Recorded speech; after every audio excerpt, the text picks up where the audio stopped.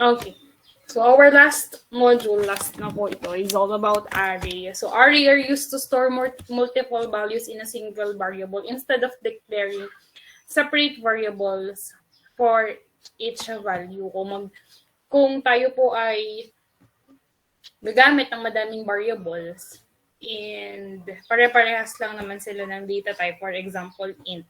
So we can use array. So an array is used to store a collection of data, but is often more useful to think of an array as a collection of variables of the same type. So bakit siya collection of variables at the same type? Kasi sabi nyo nga, we can store multiple values in a single variable, again, with the same type. Pag sinabi natin with the same type, with the same data type. Kung int lang yung dineclare nating array, so yung maraming values na pwede natin store sa kanya is puro integer lang din or whole numbers lang din. So sabi natin, instead of declaring individual variables, such as yung ginagawa natin nung nakaraan, mag-i-input tayo ng number, we will store it in a num1, mag-i-input ulit tayo ng another number, mag-i-store tayo sa num2 na variable. So for example, mag-i-input tayo ng 10 numbers.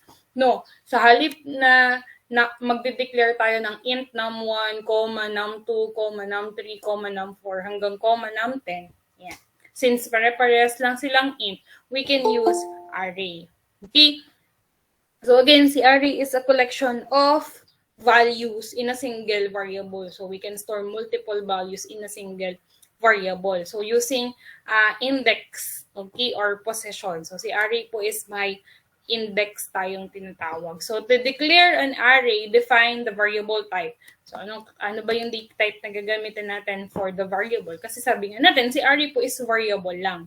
It's just that kaya niyang mag-hold ng madaming values. So, ganun pa din kung paano tayo mag-declare kay ordinaryong variable.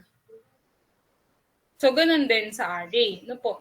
So, data type ng variable and then yung name ng variable. Okay? Or yung name ng array. Specify the name of the array followed by the square bracket. And then, yung size niya. No po? Square bracket and then the size. Tapos, kung may constant values tayo na ilalagay, like this one, ko lang. Yan. Ibig sabihin, yung 10, 20, 30 is we will store it in a mynum na variable or na array variable. So, ito siya. We have int is our data type. Mynum is our array variable. And ang size niya is 3. Nasa loob siya ng square bracket yung size. Ibig sabihin, kaya niyang mag-hold ng 3 values. Yung 3 values na yon, yan, is equals to 10, 20, 30 na separated by commas. So, 3 values na yan. So, yung values ay enclosed kay curly braces. And then, we have the semicolon sa dulo. So, for example, we have strings naman na data type or string na data type. And then, our array variable is scarce. So, 4 yung size niya. Kaya niya daw mag-hold ng 4 values. Tapos, yung 4 values na yun, nilagyan lang natin ng laman. So, again, separated by curly braces. Ang dulo ay comma. No po. And then, naka-enclose sila sa double quote kada isang value since it's a string. No po. Yan. So, you have Volvo, BMW, Ford, and Mazda. Okay, so yung sample program, punta tayo kay Dev para mas madaling i-discuss. So ito yun nandun sa module, lipat lang tayo.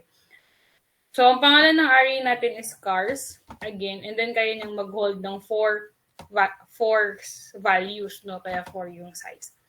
And again, string siya. So ang value natin is Volvo, BMW, Ford, Mazda. Okay, may pumapasok sa meeting na hindi naka-G Suite. Pasabi na lang magpalit siya. Hindi ko siya i-admit. Okay. So, pag tinawag po natin si cars 0, yan. Di-display natin si cars 0. Display daw natin yung car or yung laman ni cars variable. Pero yung may index 0 lang. So, sino po ba yung may index 0? So, we have the Volvo. Again, yung unang value natin will start lagi kay 0. Yung second value is 1. Yung third value is 2 and so on and so forth. Okay? Basta yung una, lagi tayong 0. So, pag tinawag natin si cars 0, we will display Volvo. Pag tinawag natin or pag sini-out natin si cars, na may index 3 or position 3, we will display Mazda. Pag sini-out naman natin yung cars na may index 1, so yung second yun, which is the BMW. Okay, so our final output is Volvo, Mazda, and BMW dapat. Okay, so ganun lang po kasimple yung array. Another example, ayan. So, ito din naman yung int doon. So, int naman tayo mga kaibigan.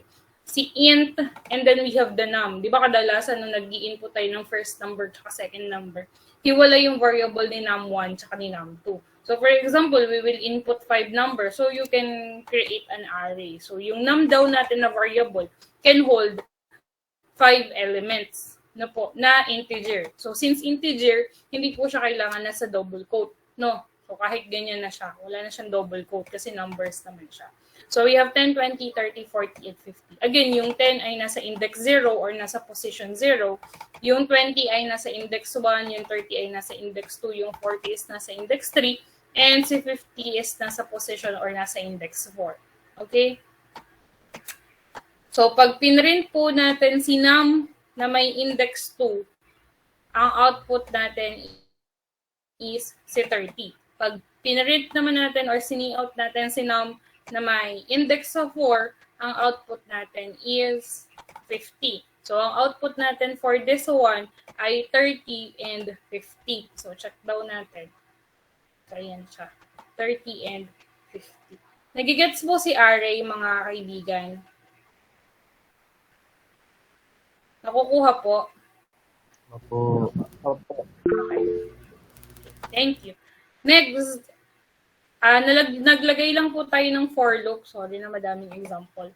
So, si cars pa din, mga kaibigan, na may size pa din na 4. Tapos ito pa din yung values niya. Ano po? In this case, ang gagawin po natin ay ipiprint lang natin yung array elements natin in order. So, kung yung una yung Volvo, so Volvo yung lalabas. Pag BMW yung second or yung nasa index 1, so si BMW yung lalabas. Yung nasa index 2 si Ford at yung nasa index 3 si Mazda. So, kung paano siya in-input, i-display lang natin siya. Ayan siya, mga kaibigan. Wait lang. Ayan. So, Volvo, BMW, Ford, and Mazda. Kung paano yung sunod-sunod ng elements, ganun din yung display na output. So, paano po siya nangyari? I used the for loop, pero any type of loop ay pwede po ano. So, may initial, may variable tayo again, which is I. So, A, bala po kayo sa pangalan ng variable ng inyong for loop. Mag-start with 0. Yung initial value niya is 0. So, uulit daw yung loop natin hanggang si I is less than or equals to 3, tapos mag-i-increment si I. So, ano pong mangyayari? I-display lang daw natin si cars na may I. So, ang unang laman po ni I is 0. So, meaning, ang unang C-out natin, tinatawag natin si cars 0. So, sino po ba si cars 0? So, we have the Volvo. And then, wala na pong kasunod yung C-out. So, uulit na yung loop. Yung I natin ngayon ay mag-i-increment na. So, yung 0 is magiging 1. Si 1 po ay less than or equals to 3 pa. Okay, so true pa yung condition natin. So, i-execute ulit natin to. We have C-out, cars. Ang laman na po ng ating I is 1. So, nung tinawag natin si cars 1, we have the BMW. Nag-increment ulit si I, yung 1 is naging 2 na. Si 2 is less than 3 pa, so ulit-ulit to. Cars, ang laman na po ng I natin ay 2. So, pagtawag natin kay cars 2 or cars index 2, we have the Ford. Umulit-ulit yung loop, nag-increment ulit si 2, naging 3 na. Si 3 is less than or equals to 3 pa, so we have cars index 3. Nung tinawag natin si cars index 3, we have Mazda. Increment ulit si loop, or si I, si 3 is sa 4 na. Si 4 po ay hindi na siya less than or equals to 3. Since wala na pong kasunod yung program natin, stop na yung ating loop. So, yun yung final output natin. Mula cars 0 hanggang cars 3. Volvo, BMW, Ford, and Mazda. Kuha po yung third example. Okay, thank you. Next. Yan. Gawin ko lang muna tong intro. So, run ko lang muna to before natin i-discuss yung fourth example. So for the fourth example, meron daw tayong enter marks of a first student, for example, 75. Enter marks of second student, for example, 89. Enter marks of third student, for example, 95. And then yung tatlong numbers na yun, kinuha lang natin yung average. Okay? Again, ang ginawa po natin dito ay hindi tayo nag-declare ng hiwa-hiwalay na variable for num1, num2, and num3.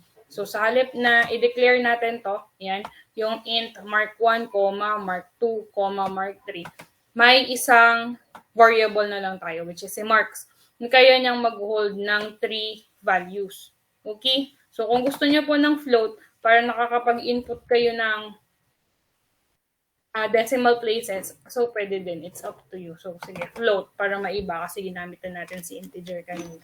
Tapos may ordinary variable ako dito, which is average. Paglalagyan lang natin ng average. So, float pa din para may decimal number siya. So, pansinin nyo po, yung array natin dito ay walang equals and then wala pong curly braces. Okay? Wala tayong, for example, ganyan. No, hindi natin siya nilagyan ng laman. Kasi yung laman po ay manggagaling sa user's input. Kaya meron lang tayong marks na variable and ang size is 3. So, hindi natin siya, nasan yun? Hindi kagaya nito, yan, na may constant value na siya sa loob. So, hindi pa natin siya nilalagyan ng laman. Lalagyan natin siya ng laman upon see-in. So, hanggang dyan lang muna siya. The name, tsaka yung size. So, paano po natin lalagyan ng laman? Yung variable natin.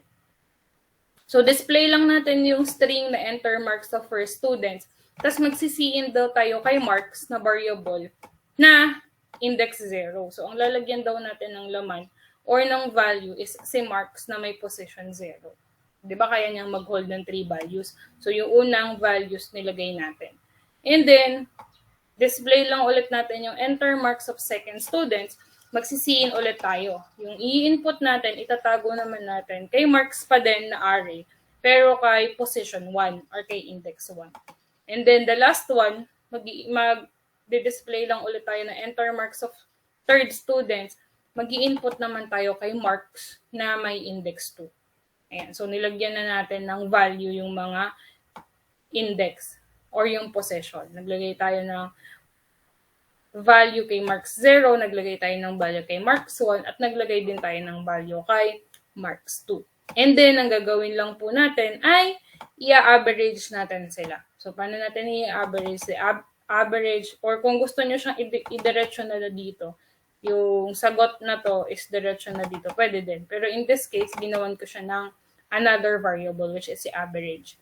Si average daw is equals to marks 0, o ano man yung in-input natin kay marks 0, plus marks index 1, kung ano man yung in-input natin kay marks index 1, plus marks index 2. So, pag na-add na natin sila, we will divide it by 3. So, yun yung ating average. I-display lang natin yung word na average marks, sa tabi niya is si average. So, kaya nakuha natin yung final output na ito.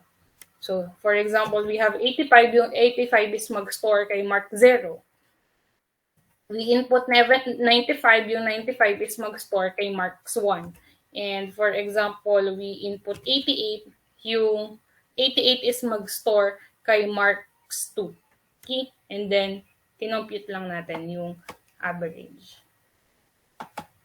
Kuha pa po, mga kapatid. Till there? Opo. Goods pa tayo? Okay. Last na. For the last example, meron po tayong dalawang for loop. Okay? So, run ko muna mga kaibigan.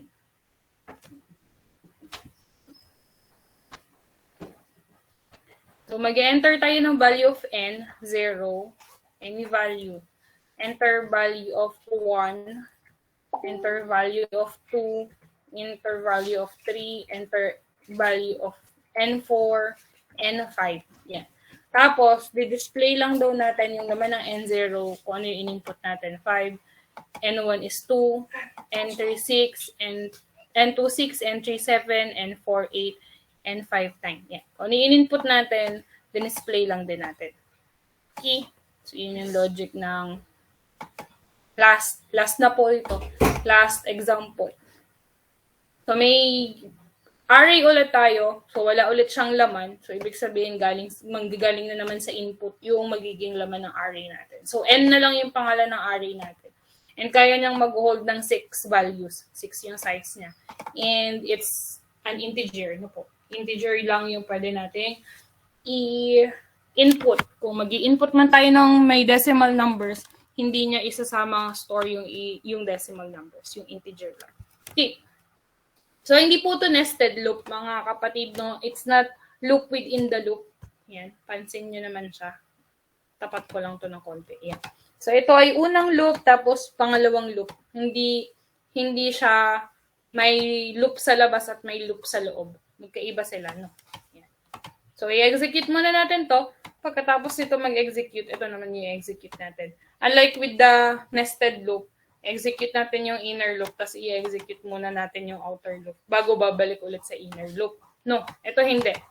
Uulitin natin to ng 5 beses, 6 na beses, at uulitin ulit natin to ng 6 na beses pagkatapos nito. So, paano ba yung logic nito? Meron tayong int I is equals to 0 pa din, so ang initial value natin is 0, and then mag-uulit yung loop natin hanggang si I is less than or equals to 5. And then we have the incrementation. So, kung mag-start tayo with 0 hanggang 5, so 6 na beses siya. 0, 1, 2, 3, 4, 5. Okay? So, ano po yung 6 na beses na yun na uulit? We have enter value of n. Yan mismo yung string na lalabas. Enter value of n. And then, we have the I. Si I po is, yung unang laman niya is 0. So, ang unang output natin, enter value of n, 0. Tapos, close brace. Tapos, magsisiin daw tayo kay n, I. So, ang unang lalagyan natin ng laman is si n na may index 0. Kasi ang unang laman ni I is 0. Okay po. So, ang unang output natin is enter value of n, 0. At yung i-input natin na to, for example, 15, ay mag-store kay n0 na position. Okay? Ayan siya. Enter value of n, again, ang unang laman ng I 0. Tapos magsisiin daw tayo kay n na may index 0 dahil nga ang laman ni I is 0. Umulit yung loop, yung 0 nag-increment, naging 1. Okay? So you have enter value of n, 1. Magsisiin naman tayo kay n na may index 1 na. Umulit ulit yung loop, yung n ay naging 2 na. So you have enter value of n. Pagtawag natin kay I, 2 na po siya. So, you have n, 2. Okay? So on and so forth. So, nag-increment ulit si loop. You have enter value of n. Ano na pong laman ni I? We have 3. Tapos, in n, kay index 3 na po tayo. Nag-increment ulit si loop. We have enter value of n. Pagtawag kay I, 4 na po siya. So, in tayo sa n na may index 4. Last na po, mag-increment ulit, magiging 5. So, you have enter value of n, we have 5. So, magsisiin naman tayo kay n na may index 5. Okay, so nalagyan na natin ng lahat ng laman yung ating array. Kasi pag plus ulit natin kay 5, 6 na siya. Si 6 po ay hindi na less than or equals to 5. Okay, so false na to, tatalo na ngayon tayo dito. So, anong mangyayari dito? We will display na po yung in-input natin. Okay? Paano siya nangyari? Another variable tayo. Hindi ko sinabing I tsaka j lang yung pwedeng pangalan, no? Variable lang yun. So, int j is equals to 0. Uulit yung loop natin na hanggang si j is less than or equals to 5. And of course, mag-increment ulit. So, anong gagawin natin? We will display n na string. Ayan, nasa loob naman ng double quote yan. So, alam nyo, display lang yan. And then, may open brace, square bracket pala. And then, we have the j. Pagtawag natin kay j, we have 0. Okay po. So, n, 0, tapos, close bracket lang ulit, is equals to n. Okay? Wala po tong double quote. So, ibig sabihin, ang tinatawag natin dito is yung laman ni n na may index j. Sino ba yung j? We have 0. So, ang tinatawag natin dito is yung laman ni n na may index 0. So, kung ano yung in-input natin kay n index 0, yun din yung tatawagin natin dito. Tawagin daw natin si n na may index 0. Okay? So, kung we input 15, ang lalabas dito is 15. Nag-increment si J, yung 0 ay naging 1. So, pagtawag ulit natin dito, we have N1. Sa tabi niya, ang ilalabas daw natin is kung sino man yung laman ng N index 1. Nag-increment ulit yung J, naging 2 na po. So, we will display N2, tapos kung ano man po yung laman ng N index 2. And so on and so forth. Nag-increment ulit si J, naging 3. So, we will display N3. Tapos, sa tabi niya, kung ano man yung value na laman ni N index 3. Increment ulit, naging 4 na. So, you have N4. Tapos, kung ano man, again, ulit, yung laman ng N index 4. Last na, nag-increment ulit, we have 5. So, may string ulit tayo na N5. Tapos, tatawagin ulit natin yung value ng N index 5. Kung ang input natin 100, 100 yung lalabas dyan. Nag-increment ulit si J, naging 6 na. Si 6 po ay hindi na less than or equals to 5. Since wala na pong kasunod ang ating program, tapos na yung program. Okay? Isang run na lang para mas maintindihan nyo pa. Ayan. 10, 20, 25, 30, 35, 40. So, again, 15 ay napunta kay N0, si 20 kay N1, and so on and so forth. Ito ay galing sa unang loop. Wala po kayong nakita dyang 5 enter value of N. Isang beses lang tayo nag-enter value of N, pero nasa loob siya ng loop, kaya siya 6 na beses lumabas. Yung displaying ng output, nasa loob din po siya ng for loop. Okay? Sige po. Question, mga kaibigan.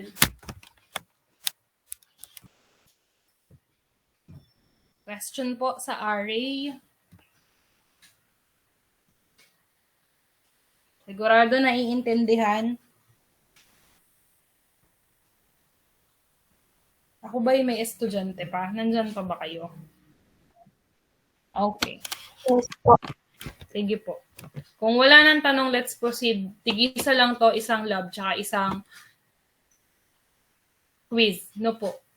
Thursday, Friday. So, hindi ko alam kung mamimit ko pa kayo after nito kung madidiscuss ko pa yung solution. Kasi next week po ay final week na. Ang sabi all levels ang mag-face-to-face pero still wala pa pong final sked. So, update na lang. So, this will be on Thursday and Friday. For tomorrow, create a simple program that will ask the user to input 10 numbers. So, mag-a-ask tayo ng input. So, meaning wala pong constant value sa loob yung array nyo. Magkakaroon lang siya ng laman pag nag-C-in.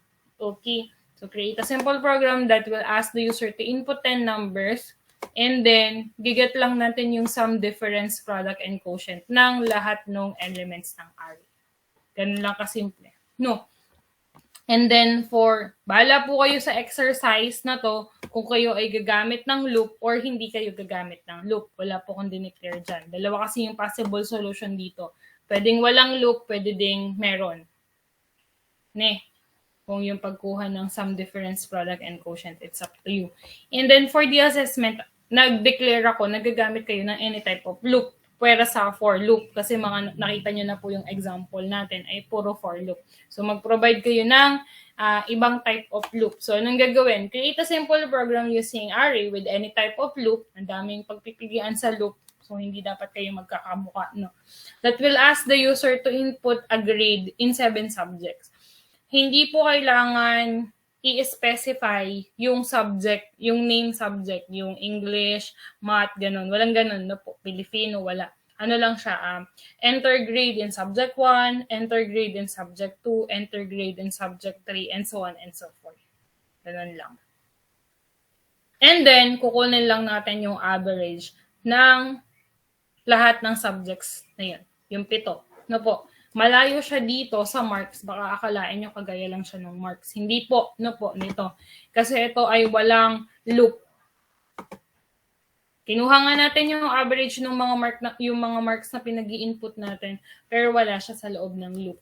Dito sa assessment, sabi ko mag-create kayo ng program na may any type of loop. Pwera sa for loop. Kasi hindi na kayo mag-iisip pag for loop.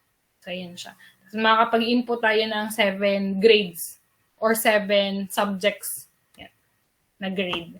And then, kukunin lang natin yung average ng 7 subjects. Again, with loop. Etong lab, may loop man o wala, okay lang. Kasi wala akong sinabi. Sige po, question. This will be on Thursday and Friday. Lab, ano na natin to? 10? Yes, ma'am. 10. And tang quiz, ano na natin? Ayan. Yan lang for RA. Question? Madali lang ba? Madali lang mag-RA. So, yan na. Last module na yan, mga kaibigan. Yung exam ay TBA kung kailan po tayo. Okay? Okay?